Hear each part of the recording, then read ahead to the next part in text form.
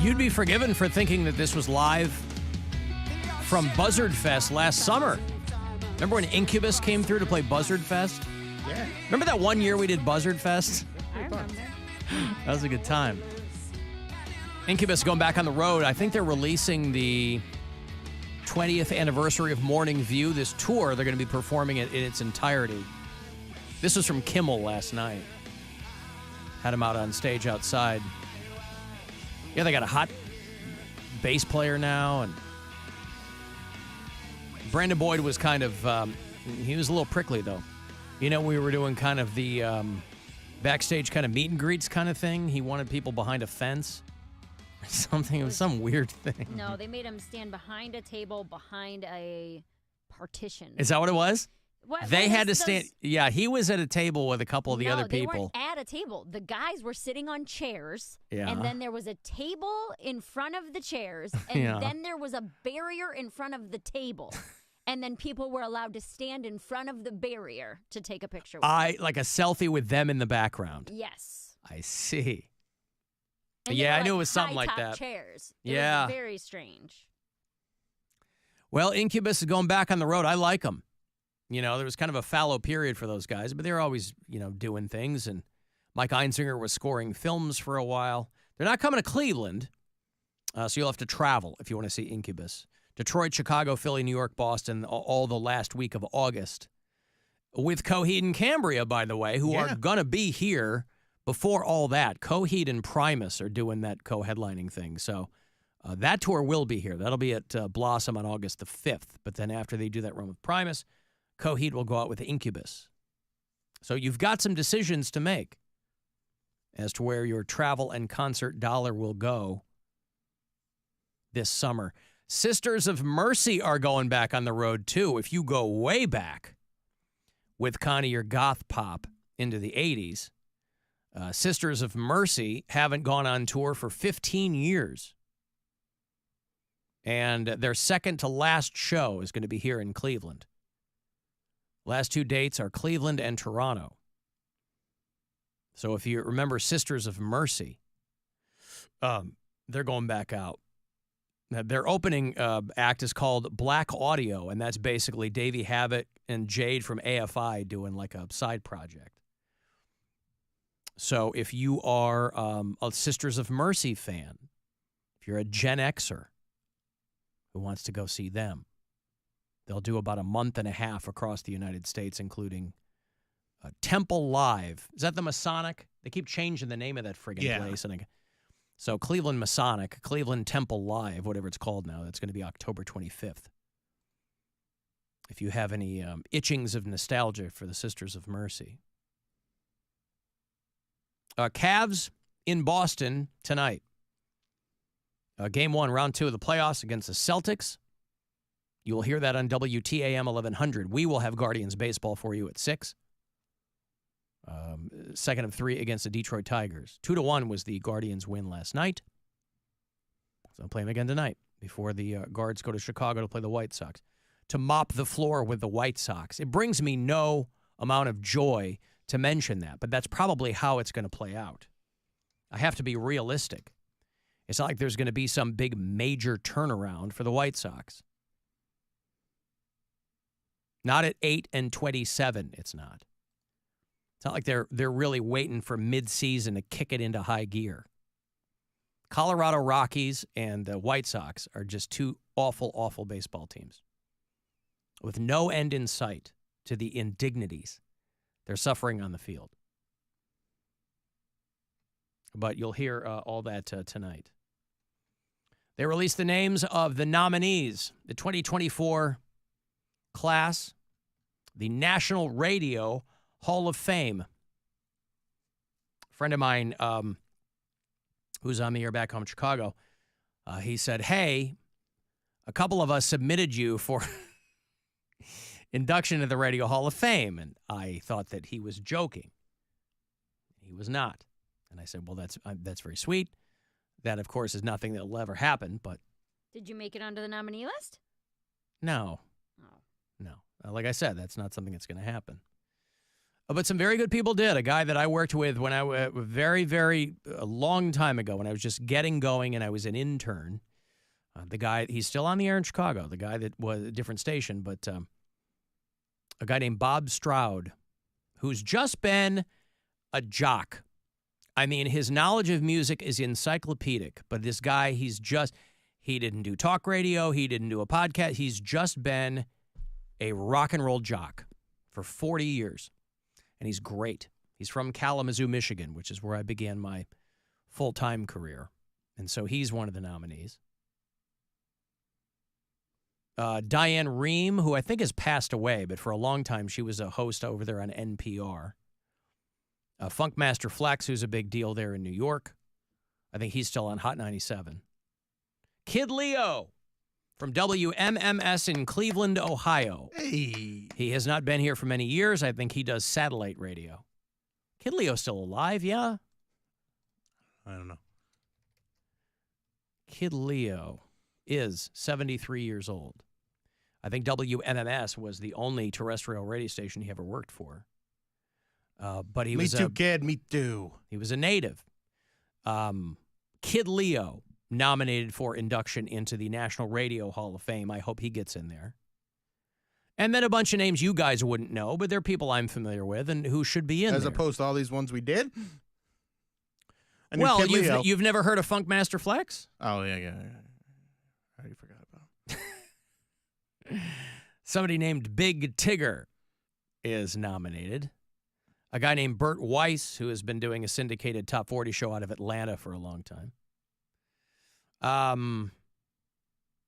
Matt Siegel, who was one of these old dudes who did Top 40 radio for 1 billion years in Boston. Mojo out of Detroit. He was my competition when I was on in Detroit. Phil Hendry, who is, to this day, still, I don't know why he hasn't been in there for a long time, but anybody familiar at all with Phil Hendry, if you ever listen in California or anything like that, this is a guy who, for all of these people who were, to some degree, credited with really doing something new in radio, Phil Hendry was on another planet. He did all of his own callers. He would do voices as his caller. I mean, it was really, this guy took theater of the mind to the extreme. And it was just this twisted weirdo. It was fantastic. Phil Hendry is just unbelievable. And then a British guy named Richard Blade, who was on K-Rock in L.A. for a long, long time, who's a very talented dude. And so then they, the Radio Hall of Fame, or the Museum of Broadcast Communications, whatever, is in Chicago, but they're moving this to Nashville. They've decided that they're going to move, they're going to go to Music City this year, and I have to think it'll probably stay there. I don't know what are the requirements for this? You have to be on air a certain amount of years? Something like that. Yeah, I don't know. So are you even eligible? Oh, sure. Oh. But again, my whole career has been under the radar. I'm not a name that would occur to anyone in this industry other than people I know directly. There's no one in this industry who's like, man, someday, Alan Cox. I'm just not a name. And that's fine. That was never like a big thing with me anyway. My career has been under the radar. I've had a consistent, successful career in broadcasting, which is all I ever wanted. But I'm not a guy who was going to conventions. I'm not a guy who was networking. That's what I had an agent for. Like, I don't want to talk to these people. That's what I pay you for. So it's, but these are all good people who are on this list. I don't even know what the requirements are. For the Rock and Roll Hall of Fame, your first single has to be at least 25 years old. That's what I mean. Yeah, I think that's the ground floor. But I mean, there have been people who, Kid Leo was on this radio station 40 years ago, and he's just getting nominated now. I don't know if he's been nominated before and not gotten in, but like Ryan Seacrest has been in the Radio Hall of Fame for a while. Like, they just put Howard Stern in a couple of years ago, which is a friggin' travesty. He should have been in the inaugural class. The thing's been around since the late 80s. So the voting panel are like industry people. And I've never ingratiated myself to industry people. It just wasn't anything that was important to me. But these are good people who are on this list. And so I thought a couple friends of mine who were at the at another station in Chicago from the one that I worked at, but people that I used to work with, they were like, hey, we put your name in. And that's why I thought that they were goofing. I said, well, and for all intents and purposes, it is a goof because it's not anything that anybody's going to take note of. But we've got some food news here. How have I not gotten nominated for the Radio Hall of Fame with food news? I was going to say, do you want me to talk to Bobby Pitts? No, thank you. Are you sure? Yeah. I'm going on he's coming bowling later. We call him Striker. He's going bowling. Bobby Pitts, he's taking the PJ up from Miami to go bowling with you. With me, yeah. God, that'd be funny if you were just at a Brooklyn bowling alley and Bob Pittman is 2 lanes over. No, he came with me. With you? Yes. Oh, my friend. apologies. So sorry. He's part of our industry friend group. Yeah, good. Well, I've never met the man, so it's, like I said, under the radar. Hey, good news, gluttons. McDonald's has decided they are working on a bigger hamburger. About time. Yeah. And what's great about that, it's going to cost a ton of money. Go to Wendy's instead. They've had big, giant hamburgers for a long time. And fresh, never frozen, from what I understand. That's right. A lot of these other places, boy, they'll give them to you practically frozen on the bun. Mm-hmm. Wendy's, breakfast hours only. Woof. Yep. No. That's just for hamburgers breakfast. during breakfast hours only. No. That's not right, guys. You're breakfast available all day long. No, breakfast is just during breakfast hours. Hamburgers, breakfast hours only. That's not what it is. Yeah. Get their brand new hamburger pancakes. Mmm. I'd eat a hamburger. Well, listen, getting fast food customers is a bloody battle from all these chains. And McDonald's obviously wants to stay on top or near the top, wherever they are. And they brought back, you might recall, if you're a regular customer over at Mickey D's, they brought back the double Big Mac earlier this year. But the new burger will be even bigger. For those of you who are going, 4 patties, not enough for me. McDonald's is going to be coming out with a bigger hamburger than the double Big Mac. The line I liked from their press release was, we want to further build on our leadership in beef.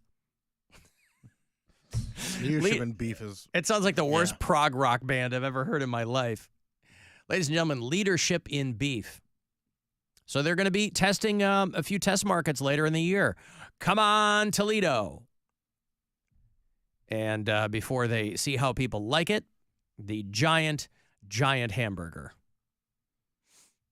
But they also say that they don't expect it'll have a huge price tag, which begs the question, how much are people willing to pay for a hamburger?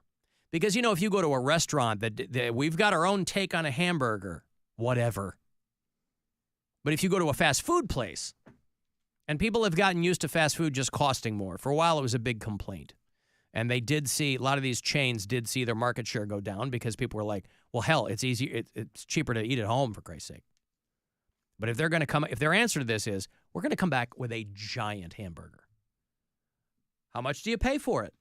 Is it $9? I don't know how much they cost now. $9 too much? 4 patties? Is $9 too much? For 4 patties, that doesn't seem like enough. It seems like it's going to be like a $15 burger. Okay. I don't know. Well, people aren't going to buy it if it's $15. People have gotten used to cheap food. But people are now getting used to food not being cheap.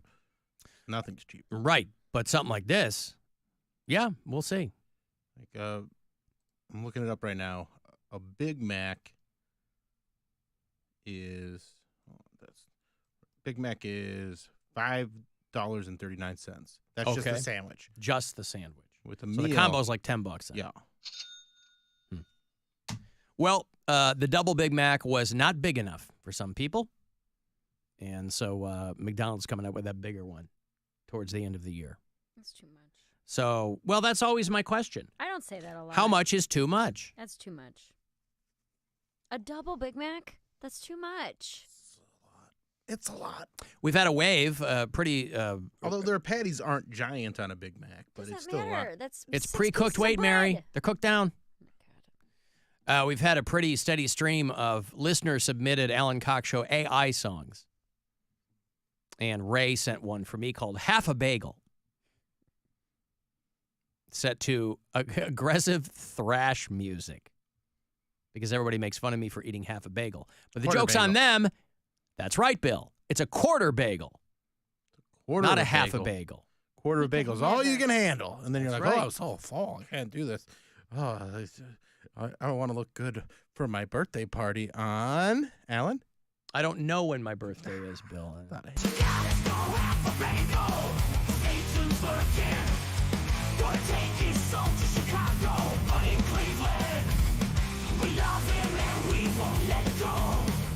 Wait, why is Satan lurking? I don't know, but I'm digging this. Thrash metal? I'm loving this. Yeah, Satan is lurking. All right.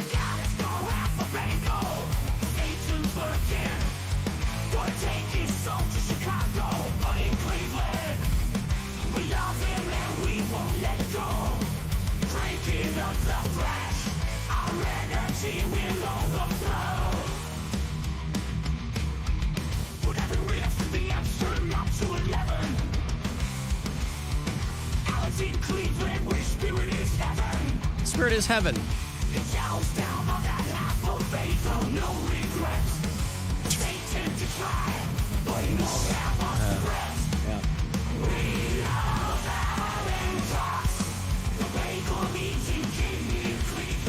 Yeah, I'm the bagel eating king. Don't forget it.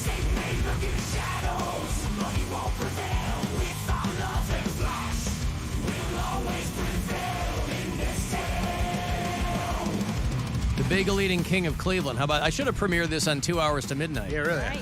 But I did not. Well, that's a failing on my part. Anyway, thank you, Ray. Ray out there in Rocky River. He's the one who wrote the Mary song the other day. He loves me. Yeah. He gave me 2 versions of half a bagel.